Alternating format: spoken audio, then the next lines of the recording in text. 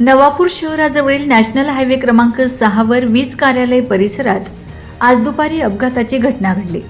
नवापूरहून करंजी वेलकडे जाणारी ST bus MH20BL 3549 overtake करत असताना स्कॉर्पिओ चारचाकी वाहनाला GJ26 AK 2009 ने धडक दिली। या धडकेत दोन्ही वाहनांचा अपघात झाला। अपघातात स्कॉर्पिओ वाहनाचे मोठ्या प्रमाणात नुकसान झाले असून स्कॉर्पिओ चालक अल्पेश तुकाराम कोकणी राहणार देवळफळी हे जखमी झाले आहेत। त्यांना तातडीने उपचारासाठी नवापूर उपजिल्हा रुग्णालयात दाखल करण्यात आले असून त्यांच्यावर उपचार सुरू आहेत। घटनेची माहिती मिळताच पोलीस उपनिरीक्षक भाऊसाहेब लांडगे तसेच पोलीस हवालदार नरेंद्र गुरव यांनी घटनास्थळी भेट देऊन पंचनामा केला आहे। या प्रकरणाचा पुढील तपास नवापूर पोलिसांकडून सुरू आहे।